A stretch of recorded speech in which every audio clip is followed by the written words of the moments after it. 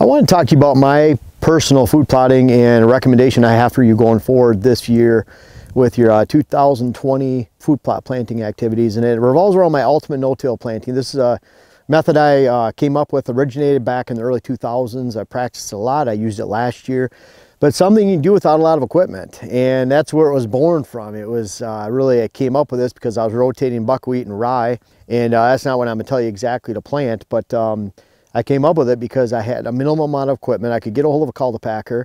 I hand seeded, and I used a little bit of chemicals and spray. And so I didn't have the tractor. I didn't have the earthworking equipment when I first originated this, and it works really well. And now on a field like this where we have a bunch of rocks, we have the chance for erosion, then it ends up being the perfect fit, and that's why I've used it. I use it again this year. And I wanted to talk to you about the prep work that goes into this, because really this doesn't involve a lot of work.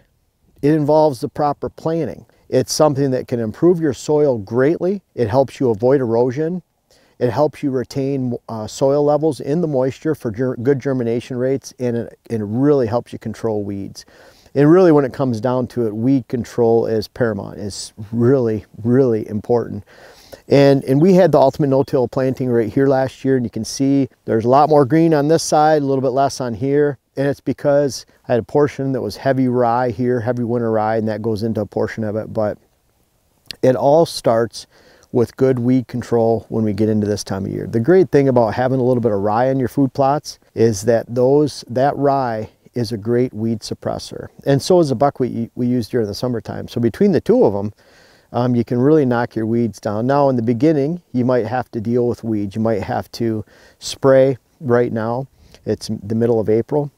Spraying, get rid of some weeds, and then tilling in about 10 days. And then I'm focusing on right around a June 1st broadcasting of buckwheat, getting that buckwheat on the ground. So really important to practice weed control. And I'm looking around right now, and we have some smart weed that came in right here that's really aggressive, hard to control, but we got a good hit on it last year.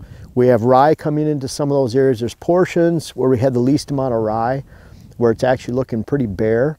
Last year we started with really weedy plots going into the spring.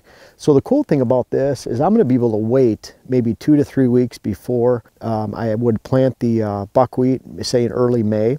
These weeds around here should be 10 to 12 inches tall, and I'm going to get a really good spraying on it and a great kill. I'm going to use 2 quarts per acre of glyphosate and 1 pint per acre of 2,4-D. The whole purpose for that is I want to be able to, without disking, without drilling, without tilling in any way, I want to be able to incorporate the buckwheat seeds simply by throwing them on the soil.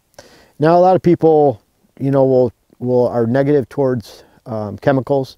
I think a lot of it is unwarranted. I'm going to mention in the end about weedy plots. Weedy plots are not a bad thing during the summertime, but they're certainly a horrible thing going into the fall. So there's some misinformation out there that, weedy plots are really good. Well, yeah, when some of those weeds are green during the summertime, the deer will eat them, but when it gets into the fall, they're all dead and dried.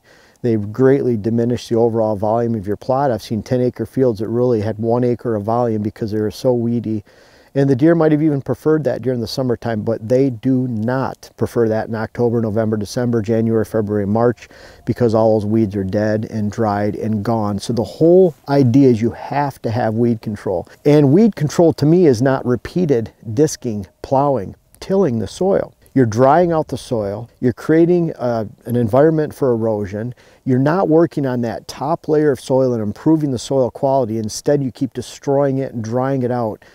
You're also using fuel, expensive equipment, and so to do that, it's just not practical for most people. It's not a good idea for most people. It's not great for your soil. And if you're really trying to maximize the amount of food plots you're planting on small parcels with small food plots, then you have to get the most out of your plots. You can't afford to not be efficient. And so that's what boils back down. You can have great food plots like the big boys with their big toys and their expensive tractors and crimpers and whatever it might be, or drills. You don't have to really remortgage your house to plant your food plots this fall. You have to take care of the weeds. I'm letting these because we have pretty good weed control on the plots right now, looking at it. We're gonna have some weeds come in, but I'm gonna get a great kill on them in about 3 weeks, which would be early to mid-May. And I'll get a good kill on it. And then when it comes to June 1st, I'm gonna have open and bare soil. And it's very important because when I have that open and bare soil, then I'm going to be able to broadcast the buckwheat right on top of that soil. That's gonna be around June 1st. You have to broadcast buckwheat after your last frost. So if you're looking at putting your buckwheat out, you can get very fast germination with moisture, but if you see some freezing nighttime temperatures in the future, wait a little bit, because those freezing temperatures, I lost a buckwheat crop on July 4th in the UP of Michigan in the early 2000s. We had frost that year, freeze, snow in July. And in fact, that year, the only month we didn't have frost or freeze was August, and we had it on September 1st. The morning of September 1st, we had a frost. So we barely squeaked it out, where August was the quote warm month for the year. So any little bit of frost, I've lost buckwheat crops several times when I was in the Upper Peninsula of Michigan because of that, because of planting too early. So watch the forecast when you're putting it down. June 1st is usually a safe bet. And June 1st is a good bet because you want to target your buckwheat planting with approximately when you should be putting peas, late planted beans, and brassica plantings in your area.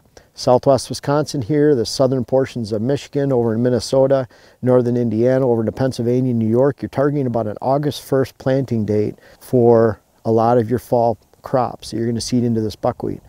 So you'd want to plant your buckwheat in early June, that first week of June. So you're targeting about 7 weeks, 8 weeks at the most, because you only want that buckwheat to get about 3 feet high. You don't need it to get 4 feet high, but at the same time, you want it more than a foot or two. So when we have bare soil, we have weed control. I'm throwing 50 pounds per acre of buckwheat right down on top of that soil. If it looks like drought for 2 weeks, wait, but usually early June is a really safe time to plant. Buckwheat doesn't need a lot of moisture when it's going forward and established, but to germinate and grow, you need a lot of moisture. So you're gonna put that buckwheat down, broadcast 50 pounds per acre right on top of the soil. It'll germinate just as well as wheat or rye grain that you'd throw in the fall. You just get a little bit of rain on it, it pops right up. Now, the great thing about buckwheat, it is the only smother crop that I have found. And it's the only smother crop, it's the best smother crop. It shades out weed competition. It creates a greenhouse effect down on the bottom on the soil. It keeps that soil damp almost the entire summer long. It holds moisture against the soil. Buckwheat has a lot of moisture in it. It's stalky, and it is a great smother crop. We've tried other products. It could be wheat, rye, sun hemp, even tillage radish. All of those, they allow sunlight to hit the ground. They're not true smother crops. Also, with a lot of those products like wheat or rye seed plantings, you're gonna have a really hard time in the next step, which is crushing the buckwheat. So I'm gonna let that buckwheat grow for 7 weeks. Right around there is what I target, 8 weeks at the most. And around August 1st, which is my planting date for brassica, peas, and beans, I'm seeding into the standing buckwheat, meaning I'm not crushing it, I'm not driving through it or anything and then seeding behind a ATV. I'm hand spreading, or you could use an ATV spreader and spread off the front of the ATV, but I'm hand spreading. Last year on this side was brassica, and on this side was beans and peas. I use brassica at whatever the recommended amount is. We use Northwoods Whitetails seed, their Sweet Feast brassica blend from John Comp. You can check that out. And then we use a blend. He also has a WHS green blend that we came up with. And on this year, I'm going to be putting 100 pounds of peas per acre with 50 pounds of beans on the other side. I stand that again. I seed that right into the standing buckwheat. Once the buckwheat has been fully filled with whatever seed that I'm putting on one half of the plot, the other half of the plot, then I'm crushing it with a Packer Max Call-to-Packer. Packer Max Call-to-Packer is the best one. It's a plastic drum instead of a vinyl drum, whatever it is, nylon, I think. But it's not metal, so it doesn't cost you a whole arm and a leg, but it's a real heavy-duty frame, very high quality. But I'm using that behind the ATV to smash the buckwheat down over the top of the seed. It's kind of like putting 1/8 of an inch, 1/4 inch, 1/2 inch of soil right over the top of the seed. Now for those little brassica seeds, sometimes that can be a concern, that you're going to have too much buckwheat thatch laying over. It'll just lay all in strips and all going one way, if you can imagine that, just laying right over. I often add 20% more buckwheat, so if it's 6 pounds per acre, maybe I'll put out 7 pounds. You're putting a little bit of extra seed for those seeds that might be buried a little bit. But the next step is really critical. You've put the seed down, you smash the buckwheat down, and then I follow up with 2 quarts per acre of glyphosate. The great thing about that is that any of those low broadleafs that are on the ground, it's going to take care of those and kill them. But at the same time, because you've crushed that stalky buckwheat and it's laid right over, the glyphosate goes right into that broken shaft down by the soil and enters the root systems quickly. The buckwheat turns brown. It acts like dead, decaying, and dried out mulch, staying right over the top of your seed. If you get immediate germination on those brassica plants, they'll be hitting the sun very quick because that buckwheat's going to deteriorate very quickly. You don't have a lot of weeds in there. It's stalky. There might be one plant every 3 to 4 inches, maybe 5 inches. And so you can imagine when you plant that seed, when you broadcast it into the standing buckwheat, it gets right on the soil. And because of all this, you're not tilling, you're not disking, you're not plowing, you're not drying out the soil, you're not opening the soil up for erosion, and you're getting a great crop. And that buckwheat is a huge soil builder. So what you're doing is you're building the soil up, you're not destroying that top layer of soil and building and tearing down that topsoil. You're really avoiding a lot of the problems associated with multiple diskings and tillings and people trying to say, well, I'm not using chemicals, but I'm disking and tilling over and over again to try to set those weeds back, because you're only setting them back. Even if you're spraying them, you're only setting back. But what I find is that one spraying in the spring, once you have good soil and you've practiced good weed control, and then that one spraying to follow up on the buckwheat after you've smashed it over is sufficient for you to have an excellent crop. That crop going forward, the good thing, like I talked about in the beginning, there's no weeds.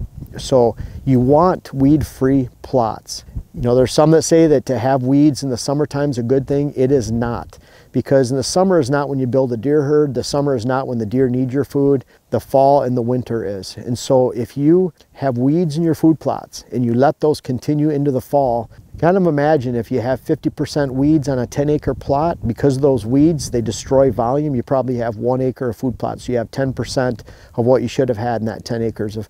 And I don't know about you, but even if I had a 10-acre food plot area or a combination of those in one property, I can't afford to throw away 9 acres. I just don't have the time. You need that volume going into the fall and the winter. This is a way to not only improve your soil quality, to not only guard against erosion, but it's a great way to not have to use big expensive machinery, no-till drills, crimpers, whatever it might be, and it gives you the most option for variety. I like to follow up on the beans and pea side with about 200 pounds of winter rye. I just broadcast right over at the top in Labor Day. I use the brassica on the other side. Very easy way to plant a variety of different seeds. If you want to establish clover in the fall, you can put it into that standing buckwheat. If you just wanted to have a rotation of oats and rye and then buckwheat in the summer, you can spread the oats and rye. I even planted my lawn in the UP of Michigan at a cabin that I owned in the mid-2000s this way. I've been doing this for a very long time. I've practiced it many different ways. It works, and it's a way that you don't have to not only rip up your soil, expose it, dry it out, expose it to erosion, but you can build up that top layer. You can actually build your soil. You can fight off weeds, and for that you have a beautiful crop going into the fall, and it all starts right now. It's not a lot of work. It's just timing. And we're talking about this early enough here in mid-April that you have plenty of time, whether you have to work up your soil to take care of your weeds. You just throw that buckwheat on the soil. I have pictures going back into the 2000s with buckwheat growing in the dozer tracks of a new food plot that was created in April or May. It grows very fast. You just throw it on the top of the soil. And you can start this rotation. You can rotate the 2 sides, which is what I do every single year. And that's what we're doing in 2020. It's something that's easy to do.